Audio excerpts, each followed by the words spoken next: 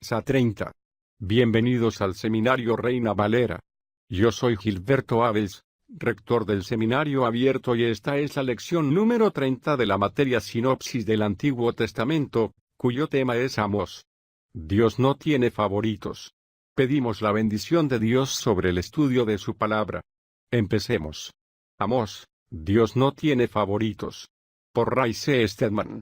El mensaje de Amós, uno de los profetas menores del Antiguo Testamento, es un tanto diferente al resto de los mensajes de los otros profetas, y ha sido escogido como algo único.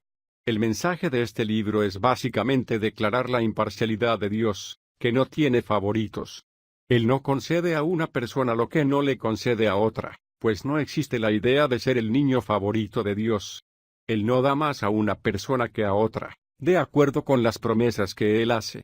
Cualquiera que esté dispuesto a cumplir con las condiciones de las promesas se encontrará con que Dios derrama sobre él sus bendiciones, sin importar quién es esa persona, y el que dé por hecho estas condiciones se encontrará con que Dios le juzgará y su palabra le condenará, sea quien sea, y ese es el mensaje de Amós.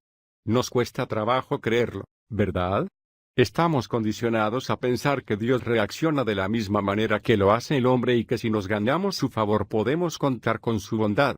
O tal vez creamos que podemos librarnos y no tendremos que enfrentarnos con la misma clase de juicio con el que se tendrá que enfrentar otra persona, o que podemos obtener un puesto especial o disfrutar privilegios especiales de Dios, que nadie más disfruta. Ambos extremos de esta actitud se reflejan en los diferentes grupos y personas individuales de vez en cuando. Sin embargo, el libro de Amós es una clara afirmación de que Dios no es así, ni mucho menos. Por lo tanto, el mensaje de este libro puede tener el mismo impacto que un puñetazo en la cara.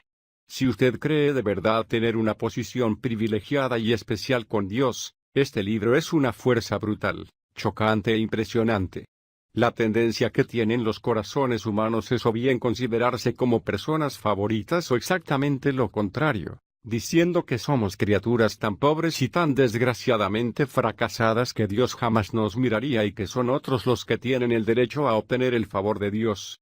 Creo que esta es una tendencia universal entre nosotros. Siempre nos estamos diciendo a nosotros mismos, ¿por qué tiene que pasarme esto a mí? Cuando nos sucede una tragedia o cuando es otra la persona que recibe los honores, decimos, ¿por qué no podría pasarme eso a mí? No puedo evitar pensar en la historia que me contó un amigo hace poco. Sucedió en la ciudad de Nueva York, a la hora punta en el metro, una noche de un cálido día de verano. Había montones de personas que se metían en los vagones abarrotados al arrancar los trenes y salir de la estación, y cada uno de los vagones estaba lleno a tope. Sucedió que un hombre fue casualmente el último en entrar a empullones en el vagón y se encontró de cara a las puertas. Estas se cerraron y el tren arrancó.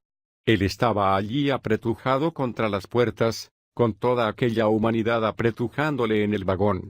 Al avanzar el tren por los rieles meneándose, comenzó a sentirse un poco mareado. Cuanto más avanzaba, más mareado se sentía, y justo en el momento crítico, el vagón llegó a una estación y se abrieron las puertas y devolvió sobre el hombre que se encontraba en la plataforma justo delante de él. Pero al no moverse nadie, la puerta se cerró de repente y el tren volvió a arrancar y salió de la estación, y el hombre que estaba sobre la plataforma se quedó mirándose a sí mismo y encogiéndose de hombros dijo, ¿por qué yo? Cuando el profeta Amós llegó al reino del norte de Israel, esa fue exactamente la reacción que obtuvo. Las gentes de aquella región le miraron como si acabase de devolver sobre ellos, pues estaban asqueados con él, y esa era exactamente la actitud de aquellas gentes. ¿Por qué nosotros? ¿Por qué no ir a alguna otra parte? Esto es algo que se ve reflejado en los ensayos biográficos que nos ofrece este libro, que comienza con estas palabras, las palabras de Amós, que se encontraba entre los pastores, o ganaderos, de Tecoa, que vio con respecto a Israel en los días del rey Usías, rey de Judá, y en los días de Jeroboam, hijo de Joás, rey de Israel, 2 años antes del terremoto. 1:1. Esto hace claramente que este libro y el profeta Amós sean contemporáneos del profeta Oseas y también de Isaías y el reino del sur, y fue uno de los primeros escritores proféticos. Lo que destaca este libro es el hecho de que no era un profeta que se había capacitado como tal, sino que era un laico.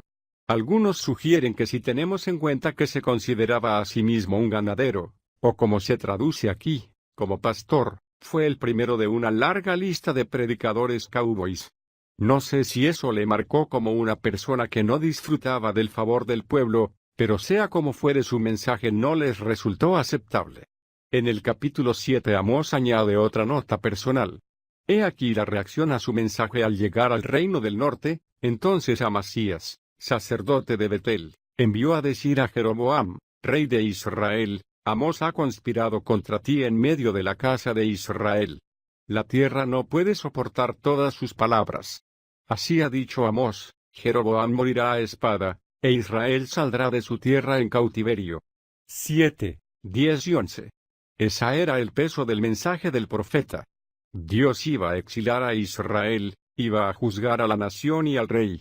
Y Amasías dijo a Amós, signo de exclamación abierta vidente: vete, huye a la tierra de Judá y come allá tu pan. Profetiza allá. 7, 12. Amasías le dice: no vengas a nosotros. Vuélvete a tu ciudad, vete al país del que viniste y profetiza allí. Y no profetices más en Betel, porque es el santuario del rey y la casa del reino. 7, 13. Y el resuelto y severo Amós, con sus antecedentes de hombre de campo y su brusquedad, dijo, versículo 14, yo no soy profeta ni hijo de profeta. Eso quiere decir, yo no he acudido a la escuela de los profetas. No quería decir que su padre no fuese profeta, sino que él no había asistido a la escuela aceptada de los profetas. Soy ganadero y cultivador de higos silvestres, un granjero. Pero Jehová me tomó de detrás del rebaño y me dijo, ve y profetiza a mi pueblo Israel. 7, 14, b y 15. Al leerlo nos encontramos con algo de la oposición al mensaje de este hombre al ir declarando la carga que sentía el Señor por la tierra de Israel en el reino del norte, encontrando su mensaje muy duro de aceptar. Amós iba por ahí transmitiendo el mensaje de Dios de una manera muy interesante. Si tuviese usted un mapa de Israel y pudiese usted localizar los países que se mencionan aquí y colocase usted Israel justo en el centro del mapa, se daría usted cuenta de que Amós va alrededor de las fronteras de Israel, en diferentes direcciones, transmitiendo un mensaje acerca de las naciones colindantes. En el capítulo 1 comienza con Damasco, que se encuentra en la parte noreste por encima de Israel. Le transmite a Damasco un mensaje mostrando a Israel cómo iba Dios a juzgar a Damasco, especialmente por causa de la crueldad del pueblo. A continuación desciende a la costa al oeste, por la antigua tierra de Filistea o lo que se llama aquí la tierra de Gaza. Y recuerda de nuevo a Israel que Dios ha juzgado a esta tierra. ¿Por qué? Debido a que el pueblo ha participado en un activo comercio de esclavos. Luego regresa por la costa a la tierra de Tiro, al noroeste de Israel, y aquí muestra cómo Dios ha juzgado a este país debido a que el pueblo había quebrantado los acuerdos. Después continúa hacia abajo, hasta el sur de Israel, hasta la tierra de Edom, el antiguo país de Esaú, y una vez allí habla acerca de cómo había caído el juicio de Dios sobre la nación debido a que el pueblo tenía un espíritu inexorable y al odio implacable de Israel. Después de esto, sigue por la parte este de Israel, a la tierra de Amón. Por cierto, Amón es actualmente la nación de Jordania y su capital es la capital de la antigua Amón. Aquí explica que Dios ha juzgado esta parte del país por causa de su codicia, su avaricia, su deseo de apoderarse de la tierra de otros y luego al sur hasta Moab, todavía en el lado de Israel y les dice que Dios ha juzgado a Moab por causa de odio contra Israel. Y luego llega al reino del sur, a Judá mismo, y en una breve referencia les hace ver que debido a que Judá ha despreciado la ley de Dios, su juicio ha caído sobre el país. Llega por fin justo a los 10 reinos, al reino del norte, en la nación de Israel y allí anuncia que Dios va a juzgarles por la corrupción y por la injusticia de sus corazones. Al leer este relato, verá usted que el pueblo de Israel estuvo bastante tranquilo mientras Amós habló acerca de otras naciones. Se lo tomaron de manera bastante complaciente, teniendo más o menos la actitud de que bueno, les ha pasado justo lo que se habían estado buscando. Pero cuando el profeta fijó su vista y se centró en Israel, el pueblo se puso furioso y dijo, ¿por qué no te marchas y predicas en otra parte? Este es casi inevitablemente el resultado cuando los predicadores son fieles al mensaje de Dios, pero el resto del libro se concentra en el reino del norte de Israel. Comenzando con el capítulo 3, encontramos las palabras del profeta que dirige Dios a esta nación. Comienza apuntando el hecho de que eran un pueblo que tenía una posición privilegiada y especial ante Dios. Oíd esta palabra que Jehová ha hablado contra vosotros, oh hijos de Israel, contra toda la familia que hice subir de la tierra de Egipto. 3:1. Están esperando ahora el mensaje de Amós y él les dice, solamente a vosotros he conocido de todas las familias de la tierra. 3:2. Eso era lo que ellos deseaban oír. Esa era la señal de que eran el pueblo privilegiado de Dios, su pueblo escogido. Eran aquellos acerca de los cuales Dios mismo había dicho que él había conocido de todas las familias de la tierra. Nos los imaginamos henchidos de orgullo y arrogancia al decir esto el profeta. Pero a continuación reciben, por así decirlo, un puñetazo en la cara, como si les hubieran dado un martillazo. Por tanto, os castigaré por todas vuestras maldades. 3:2.2b. En ese momento vemos cómo se les muda el rostro. Como ve usted, lo que era la señal de su orgullo era además el motivo por el que Dios dice que habían de ser, de modo especial, sujetos a juicio. La luz crea la responsabilidad y el privilegio expone al más penetrante juicio. Y al ser llamado este pueblo a tener semejante relación fueron al mismo tiempo sujetos a la más severa y dura forma de juicio. Esto es lo que quiere decir Pedro en el Nuevo Testamento al decir, porque es tiempo de que el juicio comience por la casa de Dios.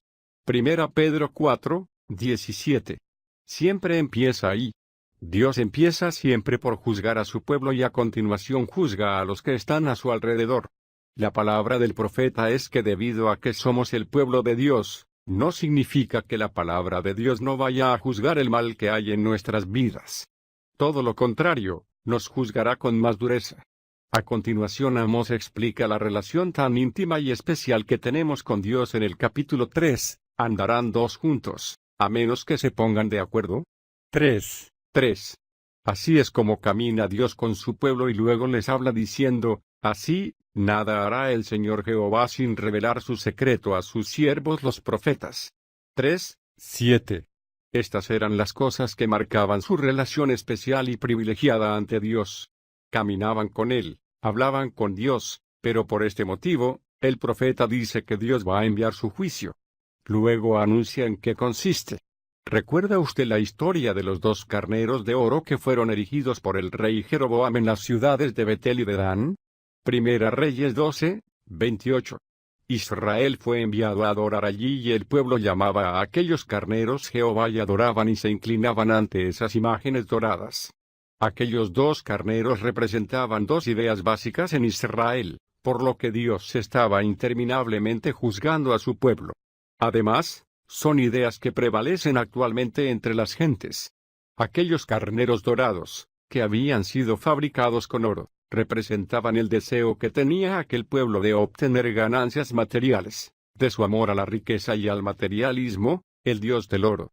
Y debido a que eran carneros, o jóvenes toros, eran representantes de los dioses paganos del sexo, los dioses de la fertilidad o de la potencia sexual.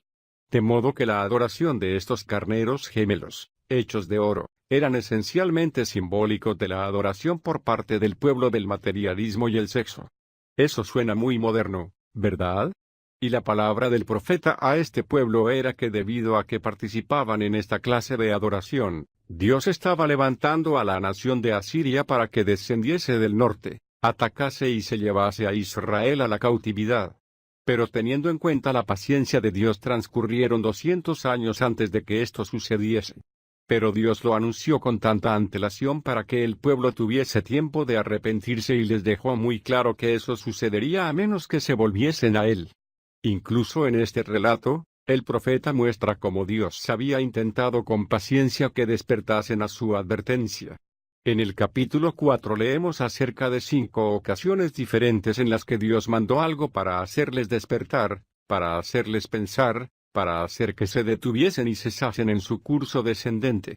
Dice, por mi parte, yo os he tenido a diente limpio en todas vuestras ciudades, y con falta de pan en todos vuestros pueblos, es decir, pasaron por una hambruna, pero no os volvisteis a mí, dice Jehová. También os detuve la lluvia, hice llover sobre una ciudad y sobre otra no hice llover. Dios hizo a propósito que se espaciase la lluvia, a fin de que fuesen plenamente conscientes de que eso sucedía por mano divina, pero no os volvisteis a mí. Yo os golpeé con tizón a ñublo. La langosta comió vuestros muchos huertos, pero no os volvisteis a mí. Envié entre vosotros una plaga, como en Egipto. Maté a espada a vuestros jóvenes, mientras vuestros caballos eran capturados. Pero no os volvisteis a mí. Os trastorné como cuando Dios trastornó a Sodoma y Gomorra, es decir, por medio de la acción volcánica, por el fuego y otros desastres, pero no os volvisteis a mí. 4, 6 a 11. Dios dice esto una y otra vez. Esta es una señal de que en ocasiones Dios permite que sucedan cosas en nuestra vida a fin de darnos una sacudida y hacernos despertar. Esto es algo que he visto suceder muchas veces. Al visitar a alguien en el hospital que ha tenido un accidente, me he encontrado con frecuencia que aunque nada indicaba directamente que era posiblemente un juicio de Dios, era aceptado por la persona y muy apropiadamente, como una advertencia o algo de parte de Dios, como si le estuviese diciendo, mira, detente y piensa acerca de dónde te diriges y lo que te está sucediendo. Porque Dios, con su enorme paciencia, está constantemente intentando hacer que veamos las cosas tal y como son en realidad.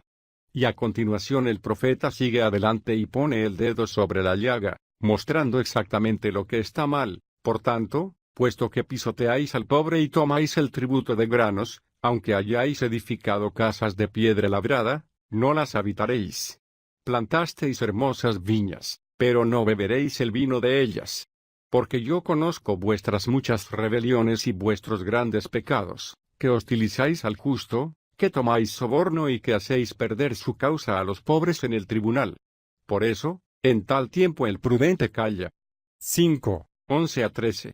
Este es el motivo por el que a los liberales les encanta este libro, porque a Amós se le llama el profeta de la justicia social, el hombre que exigió que el hombre tratase a su prójimo con justicia. A los liberales les encanta este libro por estas declaraciones, como voz de trueno, en contra de los males sociales en los días de Amós y tienen razón. A Dios siempre le molestan las injusticias sociales si no se limita a decirles, deja de hacer estas cosas. Es verdad que lo dice, pero no es eso todo lo que dice al respecto, sino que dice cómo dejar de hacer estas cosas y eso es lo importante de este mensaje, que encontrará usted claramente expuesto en 2 ocasiones en el capítulo 5, porque así ha dicho Jehová a la casa de Israel, buscadme y viviréis, no os vayáis a Betel, no vayáis donde están los carneros dorados. Buscadme y viviréis. Buscad a Jehová y vivid. No sea que él acometa como fuego contra la casa de José. 5, 4 y 6.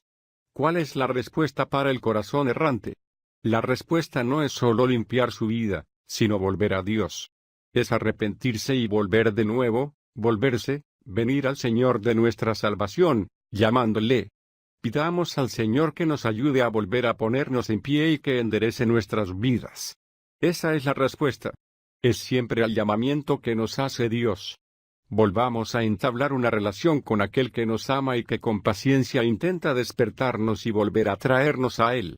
Pero evidentemente la nación siguió resistiéndose a la súplica hecha por el profeta, de modo que dirige 2 pasajes concretos a este pueblo, que tratan especialmente los 2 puntos de vista extremos del pueblo de Israel y son puntos de vista casi contradictorios. Primero dice, ay de los que anhelan el día de Jehová. 5, 18. Y al otro grupo les dice, ay de los que viven reposados en Sión. 6, 1. Aquí tenemos 2 puntos de vista muy diferentes entre aquellas gentes. Había aquellos a los que podríamos llamar los hipócritas piadosos, que fueron los primeros en caer bajo el juicio de Dios. Ay de los que anhelan el día de Jehová. ¿Qué quiere decir esto? Pues había algunas personas que iban por ahí diciendo, este es un día terrible, Dios es muy duro. Las cosas son espantosas. Se frotaban las manos, como si estuviesen haciendo duelo, y realizaban toda clase de rituales y de ceremonias religiosas diciendo, no hay esperanza de ninguna clase. Si tan solo viniese ya Dios. Ojalá llegase el día del Señor y ojalá que pudiéramos irnos a nuestro hogar en el cielo. ¿Ha oído usted decir eso alguna vez? Y el profeta truena diciendo, ay de los que anhelan el día del Señor. Amós dice, ¿sabéis cómo será ese día? ¿Tenéis idea de lo que estáis diciendo? Pues les dice, será un día oscuro, no de luz. Será como cuando el hombre huye del león y se encuentra con un oso, y como si entrase en una casa y apoyase su mano sobre la pared y le mordiese una serpiente. Habláis acerca del día del Señor. Pero no tenéis idea de lo que estáis diciendo. ¡Ay de vosotros! Y Dios dice, aborrezco, rechazo vuestras festividades y no me huelen bien vuestras asambleas, actividades religiosas, festivas, ni vuestros holocaustos. Quita de mí el bullicio de vuestras canciones, las salmodias de tus instrumentos. Más bien, corra el derecho como agua y la justicia como arroyo permanente. 5, 21 a 24. ¿Nos libramos alguna vez de todo esto? Dios desea la verdad en lo interior, en el centro de la vida, sin que haya una conformidad exterior. Dios puede ver a través de esa farsa y pretensión sin la menor dificultad y no le impresiona para nada cuando participamos en actividades religiosas. Tú quieres la verdad en lo íntimo. Salmo 51, 6. Pero había otro grupo que decía, estas cosas no nos preocupan. Comamos, bebamos y divirtámonos porque mañana moriremos. Pasémoslo lo mejor que podamos y saquémosle el máximo provecho a la vida, divirtámonos todo cuanto podamos mientras nos sea posible. Y el profeta dice, ay de los que viven reposados en Sión. Amós pregunta, ¿cómo podéis estar tan tranquilos mientras la nación se muestra tan inquieta? ¿Cómo podéis quedaros satisfechos con las riquezas y la buena vida cuando hay personas que están padeciendo en las calles y el juicio ha desaparecido de vuestros tribunales? Y a continuación nos encontramos con este poderoso mensaje, dormís en camas de marfil, os extendéis sobre vuestros lechos y coméis los carneros del rebaño y los terneros de engorde. Improvisáis al son de la lira 6, 4 a 5. En medio de la amenaza del juicio de Dios, estos son los dos grupos con actitudes extremas. Al seguir adelante a Amós, muestra en una serie de visiones que le fueron dadas que el pueblo está listo para que le sometan a juicio. Nos encontramos por fin con la última escena, casi siempre representada por los profetas, una escena de belleza, de paz y de gloria. Revela lo que quiere Dios y, por lo tanto, por qué Dios está furioso con la hipocresía. Escuche estas palabras. En aquel día levantaré el tabernáculo caído de David y cerraré sus brechas. Reconstruiré sus ruinas y lo edificaré como en el tiempo pasado. 9, 11. ¿Recuerda usted dónde se cita eso en el Nuevo Testamento? En el primer concilio de Jerusalén, en Hechos 15, cuando se preguntaban si Dios iba a salvar a los gentiles sin la ley de Moisés, Santiago se puso en pie y citó este versículo de Amós. Los profetas, dijo, han declarado que Dios mandará su gracia a los gentiles y citó este versículo. Hechos 15, 15 a 18. La palabra de Dios era que levantaría el tabernáculo, la cabaña de David que había caído, y repararía sus brechas. Esta es una imagen de la venida de Cristo, representando la casa de David. Y en la resurrección del Señor Jesús, fue transmitida palabra a todos los pueblos. Dios habría de bendecir al mundo a través de él, para que posean lo que queda de Edom y de todos los pueblos sobre los cuales es invocado mi nombre, dice Jehová que hizo esto. 9:12. A continuación encontramos esta maravillosa escena. He aquí que vienen días, dice Jehová, cuando el que ara alcanzará al que siega, y el que pisa las uvas al que lleva la semilla. Las montañas gotearán vino nuevo, y todas las colinas se derretirán. Pues restauraré de la cautividad a mi pueblo Israel, y ellos edificarán las ciudades asoladas y las habitarán. Plantarán viñas y beberán del vino de ellas, plantarán los huertos y comerán de sus frutos. Pues los plantaré en su tierra, y nunca más serán arrancados de la tierra que yo les di, ha dicho Jehová tu Dios. 9, 13 a 15. Como es natural, esta es una imagen de los días del milenio cuando Israel será por fin restaurada a su tierra, para no ser nunca más echada de ella. Entonces, ¿por qué está Dios tan furioso con su pueblo? Si la crueldad le pone furioso, es porque su corazón se empeña en la bondad hacia el hombre. Si la opresión despierta su ira, es porque quiere que los hombres vivan en amor y en paz. Si el dolor que se causa a otros hace que caiga el juicio de Dios, es porque su corazón se ha empeñado en la felicidad y el bienestar de la humanidad. El mensaje de este libro es que Dios es implacable cuando comienza a tratar con el hombre y no está dispuesto a hacer la paz ni a transigir.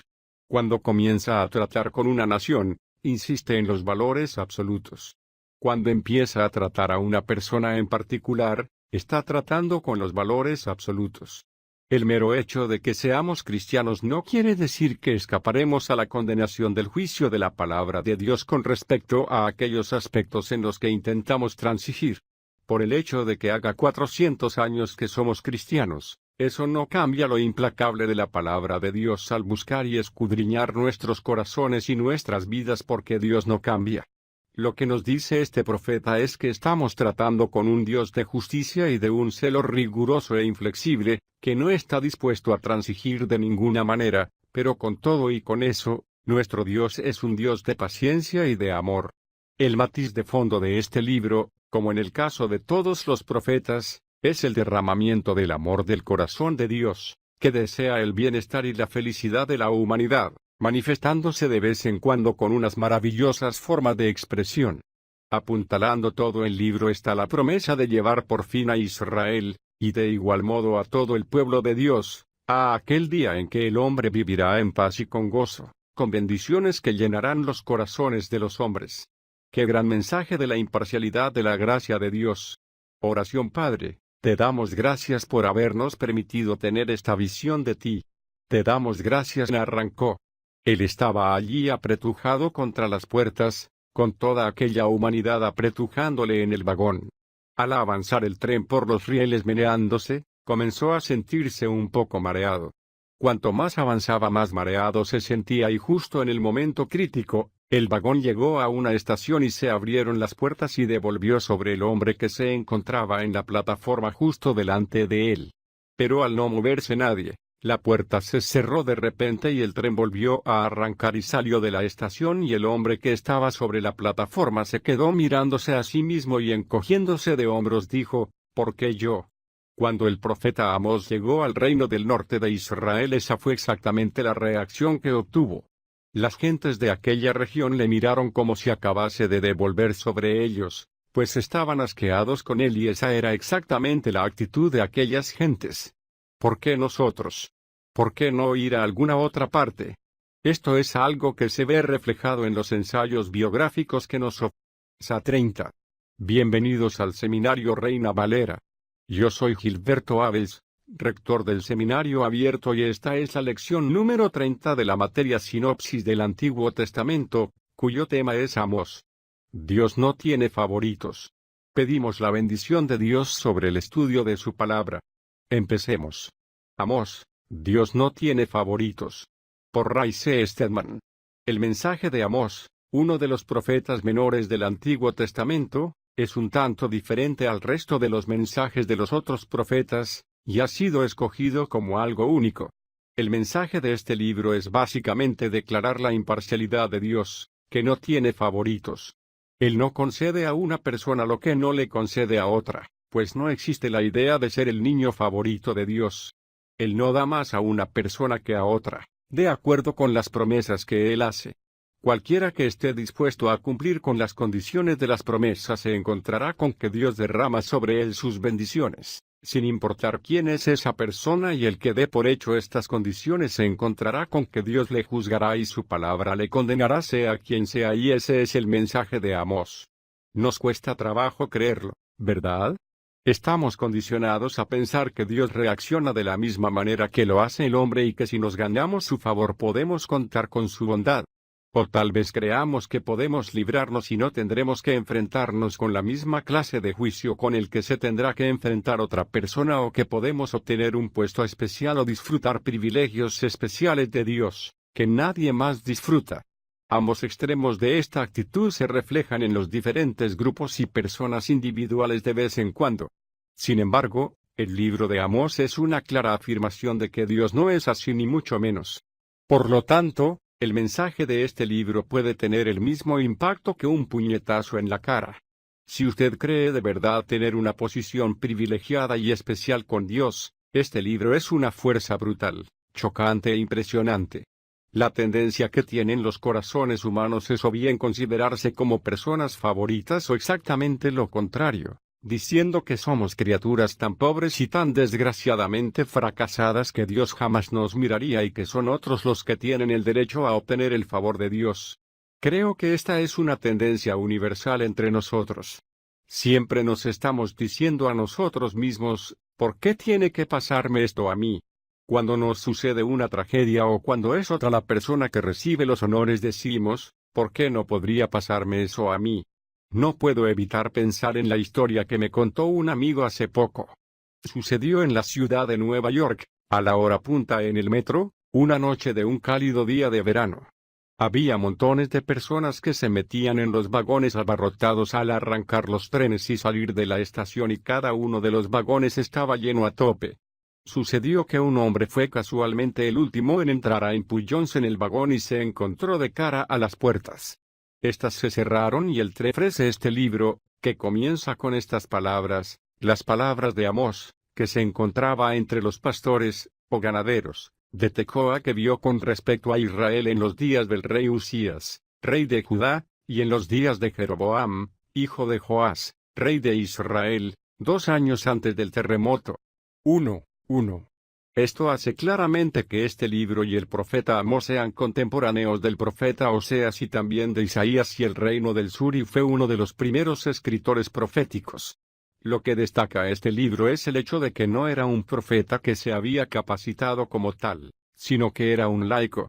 Algunos sugieren que si tenemos en cuenta que se consideraba a sí mismo un ganadero, o como se traduce aquí, como pastor, fue el primero de una larga lista de predicadores cowboys. No sé si eso le marcó como una persona que no disfrutaba del favor del pueblo, pero sea como fuere su mensaje no les resultó aceptable. En el capítulo 7 Amós añade